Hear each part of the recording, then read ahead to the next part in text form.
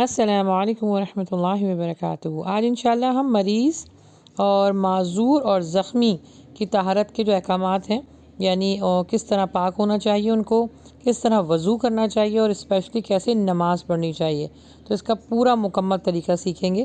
تو آئیے شروع کرتے ہیں۔ اللہ سبحانہ و تعالیٰ سورہ بقرہ میں فرماتے ہیں لا یکلف اللہ نفسا الا وسعها، اللہ کسی نفس کو اس کی طاقت سے زیادہ مکلف نہیں کرتے۔ اور صحیح بخاری میں ہے، اللہ کے نبی صلی اللہ علیہ وآلہ وسلم نے فرمایا یسروا ولا تعسروا، آسانی پیدا کرو نہ کہ تنگی۔ اس آیت کریمہ اور حدیث کی روشنی میں آپ دیکھیں کہ اللہ سبحانہ و تعالیٰ نے دین اسلام میں تمام اعمال کی جو بنیاد ہے نرمی اور آسانی پر رکھی ہے۔ مریض کے لیے ایسی صورت میں تیمم کرنا جائز ہے، جبکہ مریض یا زخمی یا پھر جو معذور ہوتے ہیں، اگر ان کو پٹیاں بندھی ہوں یا پھر اور کوئی ان کو بڑا مرض ہو تو اس پر اللہ سبحانہ تعالیٰ نے بہت آسانیاں رکھی ہیں۔ سب سے پہلے یہ کہ اگر زخم ہو اور اس پہ پٹی بندھی ہو تو اس پہ کس طرح تیمم کر سکتے ہیں، وہ بھی انشاءاللہ ہم آپ کو بتائیں گے۔ اچھا، تیمم کا طریقہ ہمارے یوٹیوب چینل پر ہم نے اپلوڈ کر دیا، اس کو ضرور دیکھ لیجیے گا، کیونکہ تیمم کا طریقہ بہت آسان ہے، چاہے وہ مریض ہو، معذور ہو یا زخمی ہو یا ایک عام حالت ہو، یا انسان بالکل چاق و چوبند یعنی تندرست بھی ہو، صحت مند ہو، اس میں بھی تیمم کا طریقہ سیم ہی ہے۔ تو اتنا مشکل نہیں ہے، لیکن پھر بھی پلیز ہماری جو ویڈیوز ہیں وہ ضرور دیکھ لیجیے گا تیمم کے حوالے سے۔ اچھا جی، سب سے پہلے یہ کہ مریض کے لیے ایسی صورت میں تیمم کرنا جائز ہے جبکہ اس کے پاس پانی کا استعمال اس کے لیے نقصان دہ ہو۔ سیدنا جابر کہتے ہیں کہ ہم ایک سفر میں نکلے تو ہم میں سے ایک شخص کو پتھر لگ گیا اور اس کے سر پر زخم ہو گیا، پھر اسے احتلام بھی ہو گیا۔ اس نے اپنی ساتھی سے پوچھا کیا میرے لیے کوئی اجازت ہے، میں تیمم کر لوں؟ احتلام کا مطلب یعنی وہ ناپاک ہو گیا، تو اس نے اجازت مانگی، تو انہوں نے کہا کہ ہم تمہارے لیے کوئی رخصت نہیں پاتے جبکہ تم پانی پر قدرت حاصل کرتے ہو۔ چنانچہ اس نے غسل کر لیا اور وہ مر گیا۔ اور یہ خبر جب نبی صلی اللہ علیہ وسلم کی خدمت میں پیش کی گئی تو اللہ کے نبی صلی اللہ علیہ وسلم نے انہیں کہا کہ تم نے اس کو قتل کر ڈالا، اسے ہلاک کر ڈالا، اللہ تمہیں ہلاک کرے۔ کیوں نہیں پوچھا جب تمہیں علم نہیں تھا؟ دیکھیے علم کا حاصل کرنا کتنا ضروری ہے کہ ایک بندہ نا علمی کی وجہ سے مارا گیا۔ تو کوئی بھی اپنی طرف سے اگر کوئی فتوے دیتا ہے یا کوئی اس طرح بات کرتا ہے تو اس کی تصدیق ضرور کر لیجئے۔ اور آگے اللہ کے نبی صلی اللہ علیہ وسلم نے فرمایا بے شک لا علمی کی شفا سوال کرنے میں ہے۔ اس شخص کے لیے یہی کافی تھا کہ یہ تیمم کر لیتا اور اپنے زخم پر پٹی باندھ لیتا اور پٹی پر مسح کر لیتا، اور جسم کا جو باقی حصہ تھا جو صحیح سلامت ہے اسے دھو لے، کیونکہ سیدنا عبداللہ سے مروی ہے کہ وہ فرماتے ہیں کہ نبی صلی اللہ علیہ وآلہ وسلم نے فرمایا تم غسل کر لو اور وضو کر لو، اور جو جگہ یعنی تیمم کر لو اگر جس پہ قدرت رکھتا ہے، اگر غسل کا پانی لے سکتا ہے تو صحیح ہے، نہیں تو وہ تیمم کر لے، اور جو جگہ صحیح ہے تو اس کو وہ دھو لے، اور زخم پر پٹی بنی ہے تو اس پہ مسح کر لے۔ اچھا، مریض کی اور جو زخمی ہیں یا پھر جو معذور ہیں ان کی طہارت کب ٹوٹتی ہے؟ جب استحاضہ ہو جائے، لیکوریا ہو جائے، اور جو ہے پیشاب کے قطرے آنے لگیں، ہوا خارج ہو جائے، اور سبیلین اور غیر سبیلین سے نجاست نکلے۔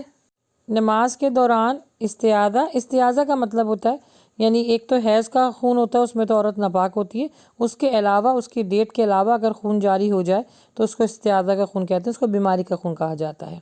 تو نماز کے دوران استحاضہ کا خون، پیشاب کے قطرے، ہوا نکلنے کی وجہ سے وضو ختم ہوگا اور نہ نماز ٹوٹے گی۔ یعنی جو شرعی معذور ہے نا، تو ان کے لیے یہ ہے کہ وہ ایک ہی وضو کریں گے، یعنی ہر نماز کے لیے نیا وضو کریں گے وہ، اور تیمم کریں، وضو کریں جو ان کے حالات ہیں، اور اس میں جو ہے پھر وہ نماز ادا کریں۔ اگر نماز کے دوران کچھ اس طرح کے معاملات ہو جاتے ہیں جو شرعی معذور کہلایا جاتا ہے تو پھر وہ اپنی نماز کو کنٹینیو رکھے گا، ٹھیک ہے۔ اور اب آ گیا نماز کا حکم، تو اللہ سبحانہ تعالیٰ نے فرمایا ہے کہ میرا ذکر لیٹے سے، بیٹھے سے اور کھڑے سے کرو۔ تو اگر کوئی مریض جو ہے، معذور یا زخمی جو ہے، اگر وہ قدرت نہیں رکھتا کھڑے ہو کے پڑھنے کی، تو پھر وہ لیٹ کے بھی پڑھ سکتا ہے اور بیٹھ کے بھی پڑھ سکتا ہے۔ طریقہ میں آپ لوگوں کو بتا دیتی ہوں، اس ویڈیو میں دیکھیے۔ جی، نماز کا طریقہ یہ ہے کہ پہلے آپ نے وضو یا تیمم کر لیا، اب اس کے بعد آپ کا جو چرپائی ہے، بیڈ ہے، وہ قبلہ رخ ہونا چاہیے۔ پیروں کو آپ سیدھا کر سکتے ہیں، وہ بھی جائز ہے، اور تھوڑا سا اٹھا لیں، وہ بھی جائز ہے۔ تو آئیے یہ طریقہ دیکھ لیتے ہیں، لیکن قبلہ رخ ہونا ضروری ہے۔ میں آپ کو اب نماز شروع کرنی ہے۔ نماز شروع کرنے سے پہلے آپ اگر ہاتھ اٹھا سکتے ہوں تکبیر تحریمہ کے لیے تو آپ کو تکبیر تحریمہ کہنی چاہیے، اور تکبیر تحریمہ کے بعد میں آپ جو ہے سورہ فاتحہ پڑھیں گے اور اس کے بعد میں کوئی سورت ملائیں گے۔ یہ ایک رکعت یعنی سورہ ہونے کے بعد میں آپ رکوع کی طرف جائیں گے۔ رکوع میں آپ چہرے کو تھوڑا سا اٹھا لیں گے، سر کو، اور پھر سبحان ربی العظیم۔ رکوع کی تسبیح 3 مرتبہ پڑھ سکتے ہوں تو 3 مرتبہ پڑھنا چاہیے، اور اگر 1 مرتبہ پڑھ سکتے ہوں تو 1 مرتبہ تو پڑھ لینا ضروری ہے۔ اور اس کے بعد آپ پھر قومے میں آئیں گے، یعنی اپنے چہرے کو تھوڑا سا پیچھے کر لیں گے جیسی حالت میں آپ پہلے تھے، اور اس میں آپ جو ہے سمیع اللہ لمن حمیدہ اور ربنا لک الحمد پڑھیں گے۔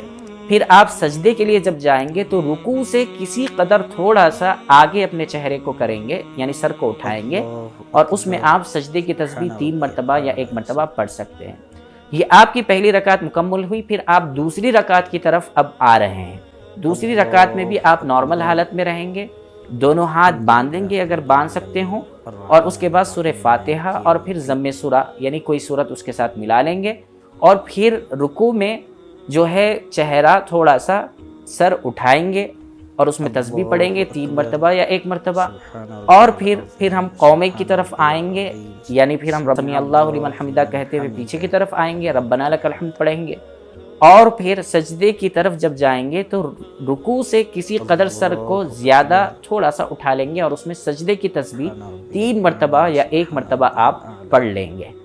اور یہ 2 رکعت مکمل ہونے کے بعد میں اب آپ کو جلسہ کرنا ہے، یعنی آپ اس میں تشہد پڑھیں گے، اتحیات جو تشہد کہلاتا ہے وہ پڑھیں گے، اور شہادت کی انگلی اٹھائیں گے کلمہ شہادت پڑھتے ہوئے، اور پھر درود شریف اور پھر دعائے معصورہ پڑھتے ہوئے آپ سلام پھیریں گے، جتنا آسانی کے ساتھ آپ دائیں طرف اور بائیں طرف سلام پھیر سکتے ہیں۔ نماز پڑھنے کا پریکٹیکل طریقہ یہ ہے کہ آپ نے آگے جو ہے وہ کچھ نہیں رکھنا، نہ ٹیبل، نہ کوئی چیئر کی کوئی ایسا پٹھا لگانا یا کوئی ایسا آپ نے تختہ نہیں۔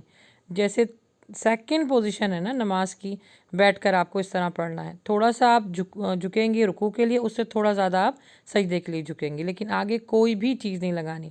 اور تھرڈ میں بتا رہے ہیں کہ بالکل اسٹریٹ ہو کے بھی نہیں پڑھنا کہ بس نہ آپ سر جھکائیں نہ آپ اپنے ہاتھ کو تھوڑا ڈھیلا چھوڑیں۔